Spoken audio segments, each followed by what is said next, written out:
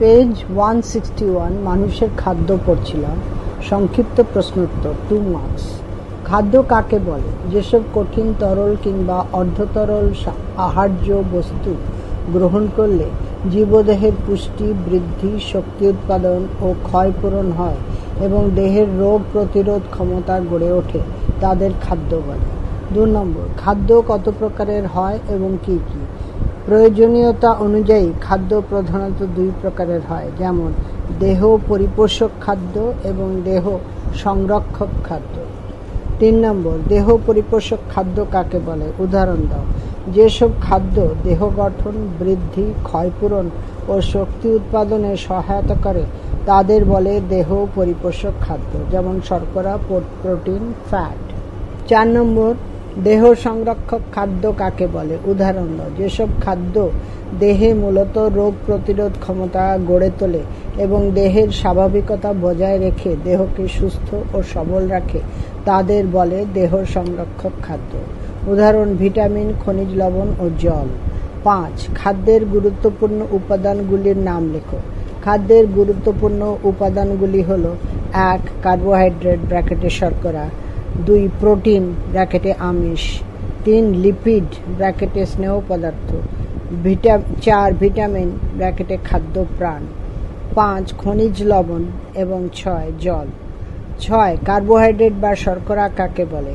Carbon, hydrogen ও অক্সিজেনের সমন্বয়ে গঠিত যেসব জৈব যৌগে হাইড্রোজেন ও অক্সিজেন সাধারণত 2:1 অনুপাতে থাকে এবং যা থেকে দেহে তাপশক্তি উৎপন্ন হয় তাকে কার্বোহাইড্রেট বা শর্করা বলে।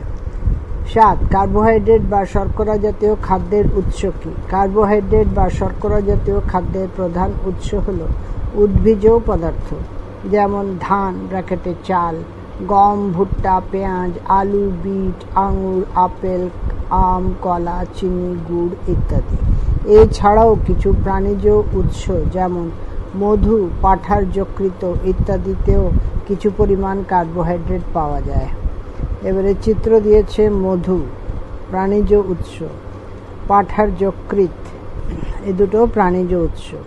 এবারে উদ্ভিজ উৎস ধান, ভুট্টা, আলু, গম কার্বোহাইড্রেটের উৎস এ দুটোই। পরীক্ষা। তাপ প্রয়োগে চিনির পরিবর্তন।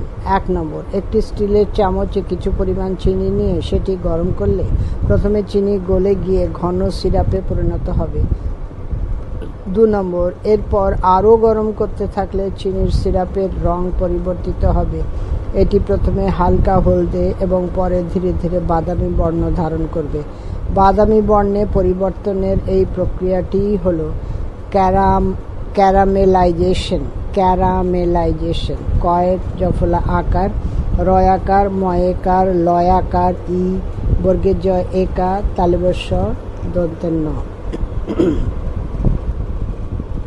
8. প্রোটিন কাকে বলে? কার্বন, হাইড্রোজেন, অক্সিজেন ও নাইট্রোজেন দ্বারা গঠিত যেসব জৈব যৌগের গঠনগত একক অ্যামিনো অ্যাসিড তাদের প্রোটিন বলে।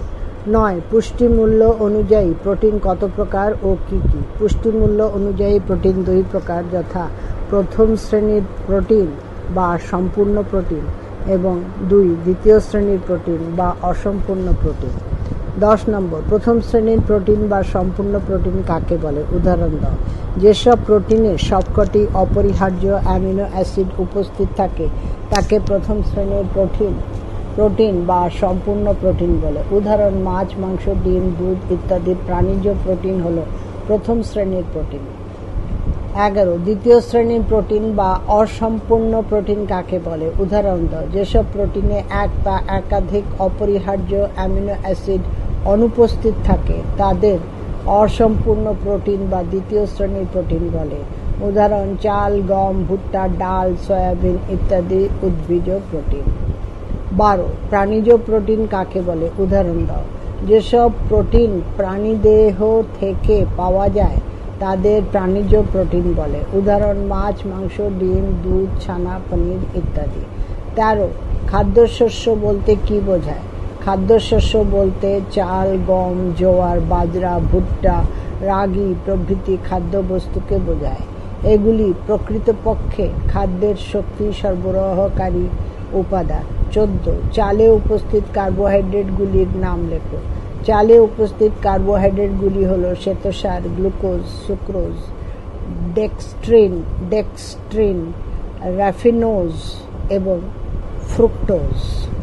আতপ চাল প্রায় সম্পূর্ণরূপে অ্যামাইলোপেকটিন দ্বারা গঠিত। চালের তন্তু হল হেমিসেলুলোজ। পরীক্ষা: ভাতের ফ্যানের জলীয় দ্রবণে 2 ফোঁটা আয়োডিন যোগ করতে হবে। দেখা যাবে ভাতের ফ্যানের জলীয় দ্রবণ নীল বর্ণ ধারণ করেছে, কারণ আয়োডিন স্টার্চ বা শ্বেতসারের সঙ্গে বিক্রিয়ায় নীল বর্ণ ধারণ করে। এটা বক্সের ভেতরে আছে। এখানে নিচে লাল দিয়ে লেখা মোট 20 প্রকার অ্যামিনো অ্যাসিডের মধ্যে 8 প্রকার অ্যামিনো অ্যাসিড আমাদের দেহে সংশ্লেষিত হতে পারে না, তাই এদের খাদ্যের মাধ্যমে গ্রহণ করতে হয়। এদেরকেই অপরিহার্য অ্যামিনো অ্যাসিড বলে। উদাহরণ: লিউসিন, আইসোলিউসিন ইত্যাদি। Next page 163।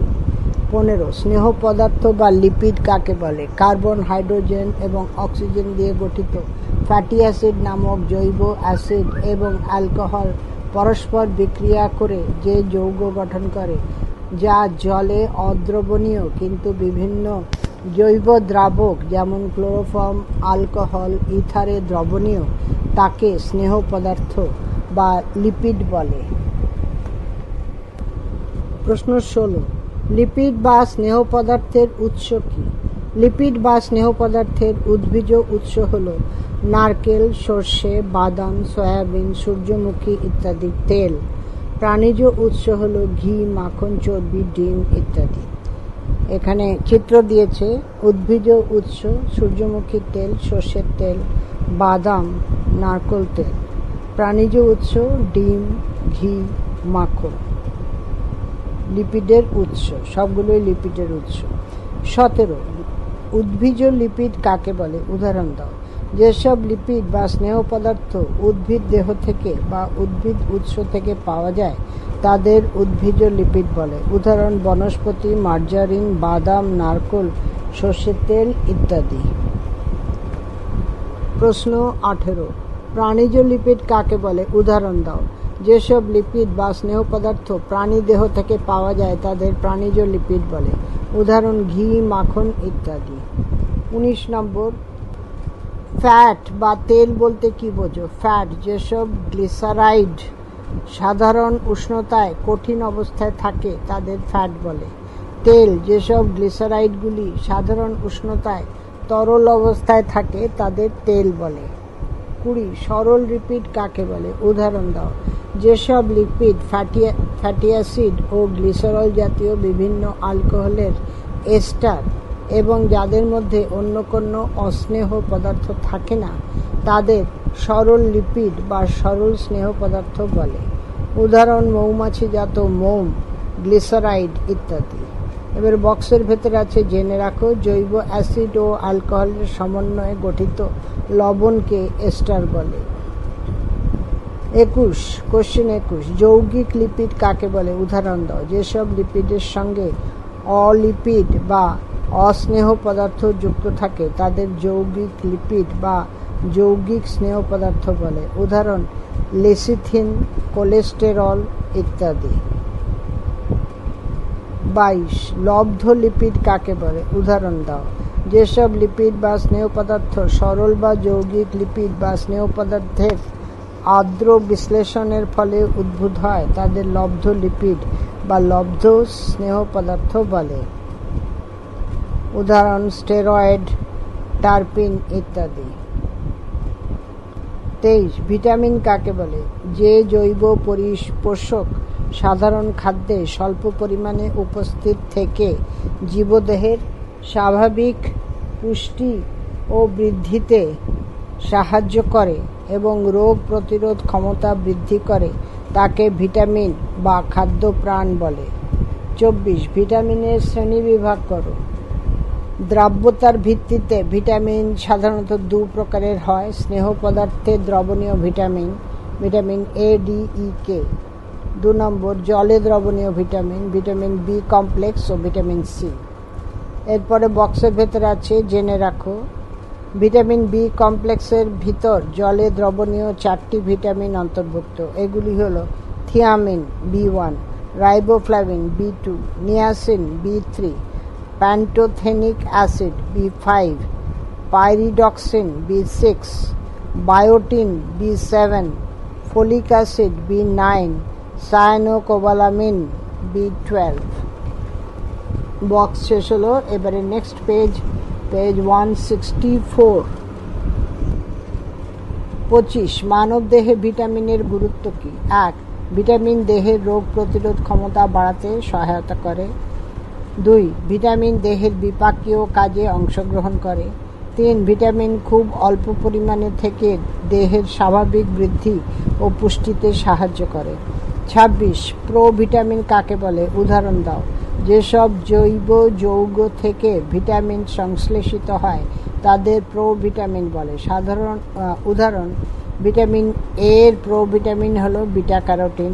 ভিটামিন ডির প্রোভিটামিন হলো 7-ডিহাইড্রোকোলেস্টেরল।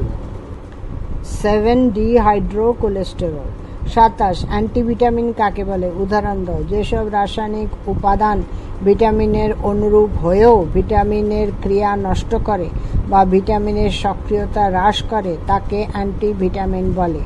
উদাহরণ: পাইরিথিয়ামিন হলো ভিটামিন B1 ব্র্যাকেটে থিয়ামিনের অ্যান্টিভিটামিন।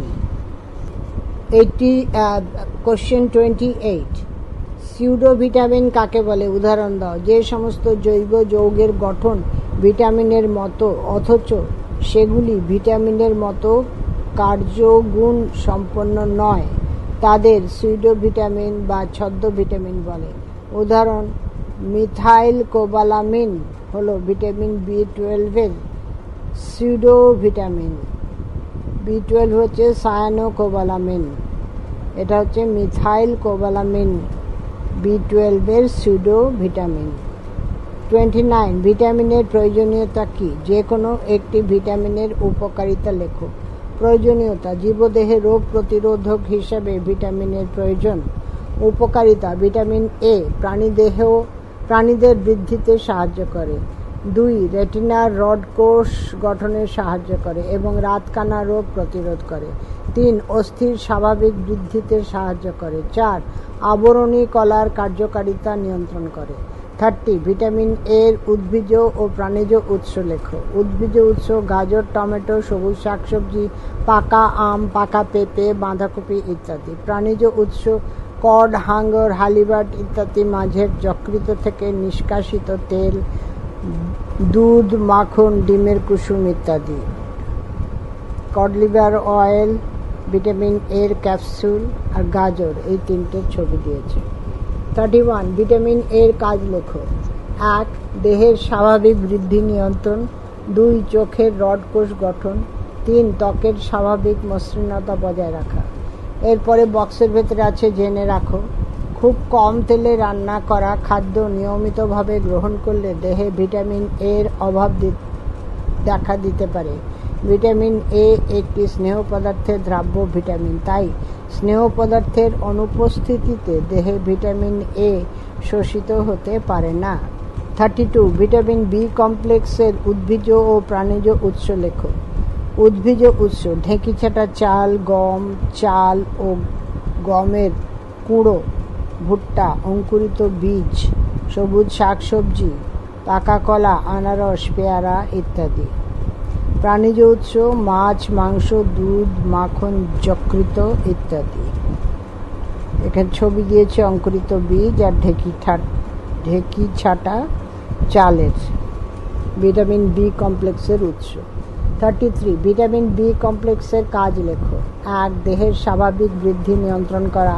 2 রক্তকোষ গঠন করা ও রক্তাল্পতা দূর করা। 3 স্নায়ুকোষ সুস্থ রাখা ও খিদে বৃদ্ধি করা ইত্যাদি। 34 ভিটামিন সি এর কাজ লেখো। 1 রোগ প্রতিরোধ ক্ষমতা বাড়ানো। 2 দাঁত ও মাড়ির সুস্থতা বজায় রাখা। 3 লোহিত রক্তকণিকা গঠনে সহায়তা করা। 4 বিভিন্ন জারণ বিজারণ প্রক্রিয়ায় কোএনজাইম রূপে কাজ করা। 35 ভিটামিন ইর কাজ লেখো। 1 বন্ধ্যাত্ব রোধ করা, স্তন স্তনদুগ্ধের ক্ষরণ ঘটানো। 3 ভ্রূণের বৃদ্ধি স্বাভাবিক রাখা। 4 পেশির বিকাশ ও সক্রিয়তা স্বাভাবিক রাখা। 36 ভিটামিন ডি এর কাজ লেখো। 1 অস্থি ও দন্ত গঠনে সহায়তা করা। 2 ক্যালসিয়াম ও ফসফরাসের বিপাক ক্রিয়া নিয়ন্ত্রণ করা। 3 পেশির যথার্থ সক্রিয়তা বজায় রাখা। 37 ভিটামিন কে এর কাজ লেখো। 1 স্বাভাবিক রক্ততঞ্চনে সহায়তা করা। 2 কোফ্যাক্টর রূপে এটিপি অ্যাডেনোসিন ট্রাইফসফেট উৎপাদনে সাহায্য করা। 3 রক্তে প্রোথ্রম্বিনের পরিমাণ স্বাভাবিক রাখা। পেজ 165, কোশ্চেন 38, অতিমাত্রিক মৌল বা মেজর এলিমেন্ট বা ম্যাক্রো এলিমেন্ট কাকে বলে? যে সকল ধাতব বা অধাতব মৌলিক উপাদান জীবের স্বাভাবিক পুষ্টি ও বিপাকের জন্য একান্ত আবশ্যক এবং অধিক পরিমাণে প্রয়োজন হয় তাদের অতিমাত্রিক মৌল বা মেজর এলিমেন্ট বা ম্যাক্রো এলিমেন্ট বলে। যেমন carbon, hydrogen, oxygen, phosphorus, potassium, nitrogen, sulphur, calcium, iron, magnesium. 39 স্বল্পমাত্রিক উপাদান বা স্বল্প মৌলিক উপাদান কাদের বলে? অথবা মাইক্রো বা মাইনর বা ট্রেস এলিমেন্ট কি? যেসব মৌল জীবের স্বাভাবিক পুষ্টি ও বিপাকের জন্য অতি অল্প মাত্রায় প্রয়োজন হয় তাদের স্বল্পমাত্রিক উপাদান বা ট্রেস এলিমেন্ট বা মাইক্রো এলিমেন্ট বা মাইনর এলিমেন্ট বলে। Zinc, boron, copper, manganese, molybdenum, silicon. Zinc, boron, copper, manganese, molybdenum, silicon. আর ওখানে কটা দিয়েছে? 1 2 3 4 5 6 7 8 9 10।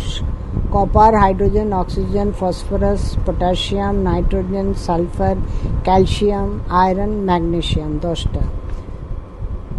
কোশ্চেন 40, উদ্ভিদের পুষ্টির ক্ষেত্রে লৌহ ও ম্যাগনেসিয়ামের গুরুত্ব আলোচনা করো। লৌহের গুরুত্ব: ক্লোরোফিল গঠনে অংশগ্রহণ করে, কয়েকটি ইলেকট্রন বাহকের গঠনগত উপাদান হিসেবে ক্রিয়া করে। ম্যাগনেসিয়ামের গুরুত্ব: ক্লোরোফিল গঠনে অংশগ্রহণ করে, উৎসেচককে সক্রিয় করতে সাহায্য করে। 41 অ্যান্টিজেরোপথ্যালমিক ফ্যাক্টর কাকে বলে? উদাহরণ দাও। যে ভিটামিন জেরোপথ্যালমিয়া রোগ প্রতিরোধ করে তাকে অ্যান্টিজেরোপথ্যালমিক ফ্যাক্টর বলে। উদাহরণ: ভিটামিন এ হলো অ্যান্টিজেরোপথ্যালমিক ফ্যাক্টর। 46 খাদ্যে খনিজ লবণের প্রয়োজনীয়তা কি? না, 41-এর পরে 42 অ্যান্টি-রিকেটিক ফ্যাক্টর কাকে বলে? উদাহরণ দাও। যে ভিটামিন রিকেট রোগ প্রতিরোধ করে তাকে অ্যান্টি-রিকেটিক ফ্যাক্টর বলে। উদাহরণ: ভিটামিন ডি হলো অ্যান্টি-রিকেটিক ফ্যাক্টর। 43 অ্যান্টি হেমারেজ ফ্যাক্টর কাকে বলে? উদাহরণ দাও। যে ভিটামিন রক্তক্ষরণ বা হেমারেজ প্রতিরোধ করে তাকে অ্যান্টি হেমারেজ ফ্যাক্টর বলে। উদাহরণ: ভিটামিন কে হলো অ্যান্টি হেমারেজ ফ্যাক্টর। 44 কোন কোন ভিটামিন শরীরের বিভিন্ন অংশে সঞ্চিত থাকে? ভিটামিন সাধারণত স্থায়ীভাবে শরীরে সঞ্চিত হয় না, তবে শরীরের কিছু কিছু অঙ্গে সাময়িকভাবে সঞ্চিত থাকে। যেমন ভিটামিন সি একটি অ্যাড্রেনাল গ্রন্থিতে সঞ্চিত থাকে। ভিটামিন ডি এটি ত্বকে সঞ্চিত থাকে। ভিটামিন এ এটি যকৃত ও চোখের রেটিনায় সঞ্চিত থাকে। কোশ্চেন 45 কোন কোন ভিটামিন মানুষের শরীরে সংশ্লেষিত হয়? 1 নম্বর ভিটামিন এ। এই ভিটামিনটি যকৃতে বিটা ক্যারোটিন থেকে সংশ্লেষিত হয়। 2 নম্বর ভিটামিন ডি। এই ভিটামিনটি ত্বকের 7D হাইড্রোকোলেস্টেরল (D3) থেকে সূর্যালোকের অতিবেগুনি রশ্মির উপস্থিতিতে সংশ্লেষিত হয়। 3 নম্বর ভিটামিন B12। এই ভিটামিনটি বৃহদন্ত্রেই কোলাই নামক ব্যাকটেরিয়ার দ্বারা সংশ্লেষিত হয়। 46 খাদ্যে খনিজ লবণের প্রয়োজনীয়তা কী? জীবদেহের স্বাভাবিক পুষ্টি, বৃদ্ধি, রোগ প্রতিরোধ ক্ষমতা অর্জন প্রভৃতি কাজের জন্য খনিজ লবণের একান্ত প্রয়োজন। যেমন আয়রন রক্তে অক্সিজেন পরিবহনে অংশগ্রহণ করে। ক্যালসিয়াম এবং ম্যাগনেসিয়াম পেশি এবং স্নায়ুর কার্যকারিতা নিয়ন্ত্রণ করে। এইসব কারণে খাদ্যে খনিজ লবণের উপস্থিতি একান্ত প্রয়োজন। খনিজ লবণের কয়েকটি উৎস ছবি দিয়েছে: দুধ, ডিম, মাছ, সামুদ্রিক মাছ, কুঁচো মাছ, লবণ, টমেটো, মটরশুঁটি, পালং শাক, ফুলকপি, কমলা লেবু, এগুলোতে সব খনিজ লবণ রয়েছে। Next page 167। উদ্ভিদ দেহে ফসফরাসের উৎস, কার্যকারিতা ও অভাবজনিত লক্ষণগুলি লেখো। উৎস: মৃত্তিকাস্থিত বিভিন্ন ফসফেট লবণ। ব্র্যাকেটে উদ্ভিদ মূল দ্বারা ক্যালসিয়াম ফসফেট শোষণ করে। কার্যকারিতা: 1. প্রধানত নিউক্লিক অ্যাসিড ও এটিপি সংশ্লেষে ব্যবহৃত হয়, ফসফরাসের কথা বলছে। 2. এছাড়া শ্বসন ও কোষ বিভাজনের জন্য এটি ব্যবহৃত হয়ে থাকে। অভাবজনিত লক্ষণ: উদ্ভিদের পাতা ও কাণ্ড নীলাভ সবুজ বর্ণের হয়, উদ্ভিদ দুর্বল হয়ে পড়ে। 48. উদ্ভিদ দেহে ক্যালসিয়ামের উৎস, কার্যকারিতা ও অভাবজনিত লক্ষণগুলি লেখো। উৎস: জলে দ্রবীভূত অজৈব লবণ থেকে উদ্ভিদ এই লবণ শোষণ করে। কার্যকারিতা: কোষ বিভাজন ও কোষ প্রাচীর গঠনে অংশ নেয়। 2. নাইট্রোজেন বিপাকে সহায়তা করে। অভাবজনিত লক্ষণ: মূলের বৃদ্ধি ব্যাহত হয়, কাণ্ড শুকিয়ে যায়, ফুল ঝরে পড়ে। 49. ম্যাগনেসিয়ামের উদ্ভিজ ও প্রাণীজ উৎস কি? উদ্ভিজ উৎস: সবুজ শাকসবজি, ঢেঁকিছাটা চাল, গম, মিলেট, কলা, কুমড়োর বীজ, সূর্যমুখীর বীজ, বাদাম, মটর, বরবটি, সয়াবিন ইত্যাদি। প্রাণীজ উৎস: মাংস, দুধ, ডিম ইত্যাদি। 50. ম্যাগনেসিয়ামের দুটি প্রয়োজনীয়তা লেখো। 1. অস্থি ও দাঁতের গঠনে ম্যাগনেসিয়াম প্রয়োজন।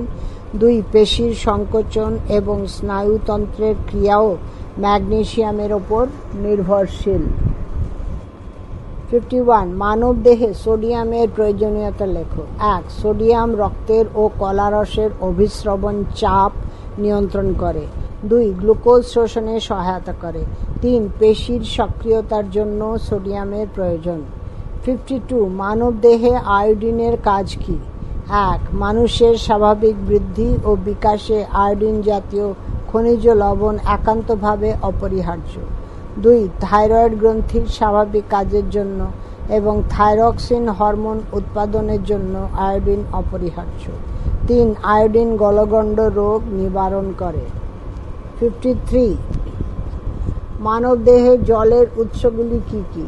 মানবদেহে জলের উৎস হল পানীয় জল। এছাড়া বিভিন্ন প্রকার তরল পানীয় এবং কঠিন খাদ্যের মাধ্যমেও আমাদের দেহে জল প্রবেশ করে। তরল খাদ্যের মধ্যে উল্লেখযোগ্য হল দুধ, চা, কফি, শরবত, ঝোল ইত্যাদি।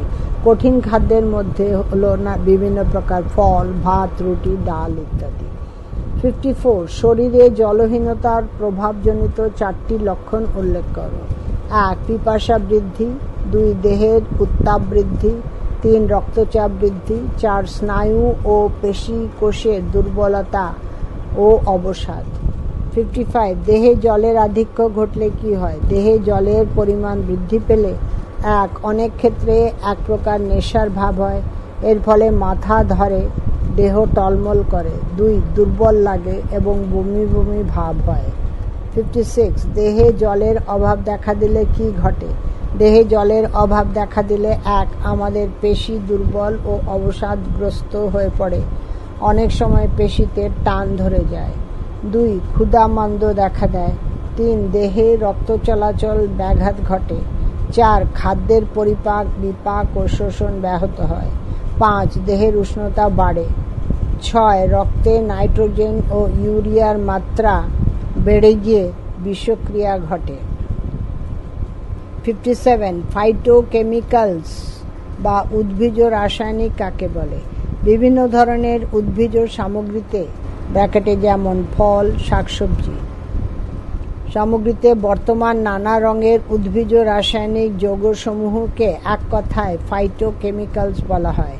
এরা মানবদেহের পক্ষে খুবই উপকারী। এগুলি মানবদেহের অস্থির গঠন সুদৃঢ় করে, হৃৎপিণ্ডের কাজ সক্রিয়ভাবে পরিচালনা করতে এবং ক্যান্সার হবার সম্ভাবনা হ্রাস করার ক্ষেত্রে গুরুত্বপূর্ণ ভূমিকা পালন করে। 58. সুষম খাদ্য কাকে বলে?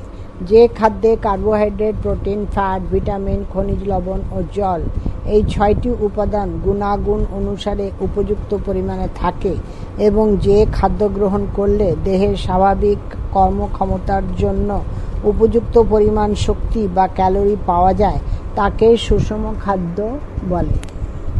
যেমন শিশুর ক্ষেত্রে মাতৃদুগ্ধ। 59. মানবদেহে ক্যালসিয়ামের অভাবজনিত লক্ষণ ও প্রতিক্রিয়াগুলি উল্লেখ করো। 1. উচ্চ রক্তচাপ দেখা যায়। 2. পেশির খিঁচুনি দেখা যায়। 3. অস্থি ও দন্তক্ষয় হয়। 4. শিশুদের রিকেট এবং প্রাপ্তবয়স্কদের অস্টিওম্যালাসিয়া রোগ হয়। কোশ্চেন 60. মানবদেহে ফসফরাসের অভাবজনিত লক্ষণ ও প্রতিক্রিয়া উল্লেখ করো। 1. অস্থি ও দাঁতের গঠন ব্যাহত হয়। 2. দেহের বৃদ্ধি হ্রাস পায়। 3. বিভিন্ন সহ উৎসেচক তৈরি হয় না, ফলে কোষের বিপাক ক্রিয়ায় ঘাটতি দেখা যায়। পেজ 167. 61. মানবদেহে সোডিয়ামের অভাবজনিত লক্ষণ ও প্রতিক্রিয়া উল্লেখ করো। 1. পেশির অবক্ষয় ঘটে। 2. ক্ষুধামান্দ্য ও বমি বমি ভাব দেখা দেয়। 3. দেহের ওজন হ্রাস পায়। 62. মানবদেহে ভিটামিন কে এর অভাবজনিত লক্ষণ এবং প্রতিক্রিয়া উল্লেখ করো। 1. কোনো অঙ্গ কেটে গেলে রক্ত জমাট বাঁধতে অনেক বেশি সময় লাগে। 2. নাকে, চোখে, মাড়িতে রক্তক্ষরণ হয়। 3.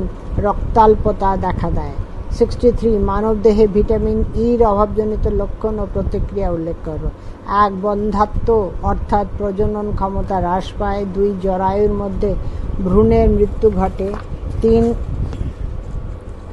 দেহের মাংসপেশিতে দুর্বলতা দেখা দেয়। 4. দূরদৃষ্টি শক্তি ব্যাহত হতে শুরু করে। 64. আমরা খাদ্য গ্রহণ করি কেন? 1. আমাদের শারীরবৃত্তীয় কাজের জন্য যে শক্তির প্রয়োজন তা খাদ্য থেকে পাওয়া যায়। 2. খাদ্যের মাধ্যমে দেহের বৃদ্ধি, রোগ প্রতিরোধ ক্ষমতা অর্জন এবং ক্ষয়পূরণ ঘটে। 65. উপবাস করলে মানুষের ওজন কমে কেন, ব্যাখ্যা করো। উপবাস করলে দেহে খাদ্যবস্তু গৃহীত হয় না, অথচ শারীরবৃত্তীয় কাজগুলি সম্পন্ন করার জন্য শক্তির প্রয়োজন একই থাকে। এই শক্তি দেহের সঞ্চিত খাদ্য জারণের ফলে অর্থাৎ শ্বসনের মাধ্যমে উৎপন্ন হয়। তাই উপবাস করলে মানুষের ওজন কমে যায়। 66. খনিজ লবণ, ভিটামিন ও জলকে সংরক্ষণ খাদ্য উপাদান বলা হয় কেন? 1.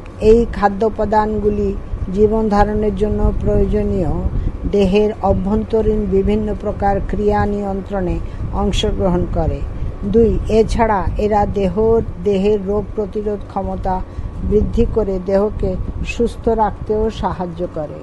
67. লিপিডকে শক্তির ঘনীভূত উৎস বলে কেন? লিপিডকে শক্তির ঘনীভূত উৎস বলে কারণ লিপিড জাতীয় খাদ্য সম্পূর্ণরূপে জারিত হলে কার্বোহাইড্রেট ও প্রোটিনের জারণে মুক্ত শক্তির দ্বিগুণেরও বেশি শক্তি মুক্ত করে।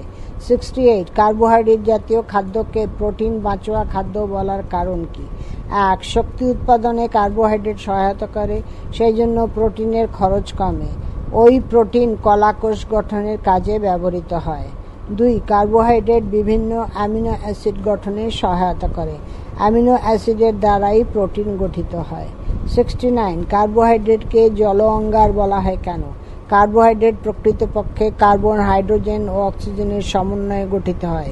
এতে হাইড্রোজেন ও অক্সিজেন 2:1 অনুপাতে থাকে, অর্থাৎ জলে এগুলি যে অনুপাতে থাকে সেই রূপে। তাই বলা হয় যে কার্বোহাইড্রেট অঙ্গার ও জলের সহযোগে গঠিত, তাই একে জল অঙ্গার বলা হয়। 70. ভিটামিন ক্যালোরিবিহীন হলেও দেহের পক্ষে উপযোগী কেন, ব্যাখ্যা করো। ভিটামিন ক্যালোরিবিহীন হলেও স্বাস্থ্য রক্ষা করতে ও দেহের বৃদ্ধিতে সহায়তা করে। এছাড়া ভিটামিন রোগ প্রতিরোধে গুরুত্বপূর্ণ ভূমিকা পালন করে। যেমন ভিটামিন এ রাতকানা ও জেরোথ্যালমিয়া রোগ প্রতিরোধ করে। ভিটামিন ডি শিশুদের রিকেট রোগ প্রতিরোধ করে। 71 আমাদের তৃষ্ণা পায় কেন? আমাদের দেহ থেকে সবসময় কিছু পরিমাণ জল বেরিয়ে যাচ্ছে, মূলত মূত্রের মাধ্যমে এটি ঘটে। এছাড়া ঘাম হিসেবে এবং নিঃশ্বাসের সঙ্গেও কিছু পরিমাণ জল দেহের বাইরে বের হয়। আবার বিভিন্ন বিপাক ক্রিয়া পরিচালনায় জল ব্যবহৃত হয়। এইসব কারণে দেহে জলের অভাব হলেই আমাদের তৃষ্ণা পায়। 72 অঙ্কুরিত শস্যের পুষ্টিমূল্য বেশি কেন? বিভিন্ন প্রকার শস্যের অঙ্কুর গজিয়ে নিলে এই শস্যের পুষ্টিমূল্য বাড়ে এবং তা মুখরোচক হয়। অঙ্কুরোদ্গমের ফলে ভিটামিন সি উৎপন্ন হয়। অঙ্কুরিত ডালে প্রোটিনের পরিমাণও বাড়ে। 73 খাদ্যদ্রব্য ঢেকে রান্না করা উচিত কেন?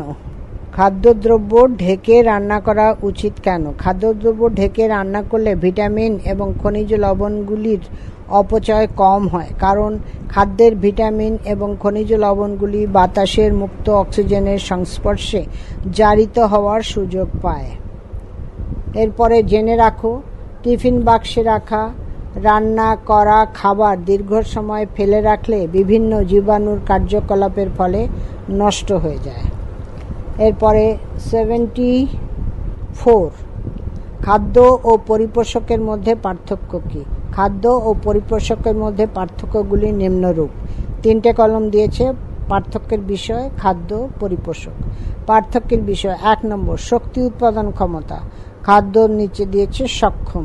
পরিপোষক খাদ্য নয় এমন পরিপোষক অক্ষম। 2 পরিপাকের প্রয়োজনীয়তা, খাদ্য প্রয়োজন হয়, পরিপাকের প্রয়োজন খাদ্যতে প্রয়োজন হয়। পরিপোষক খাদ্য নয় এমন পরিপোষকের পরিপাকের প্রয়োজন হয় না। 3 নম্বর পার্থক্যের বিষয় খাদ্য ও পরিপোষকের পারস্পরিক সম্পর্ক।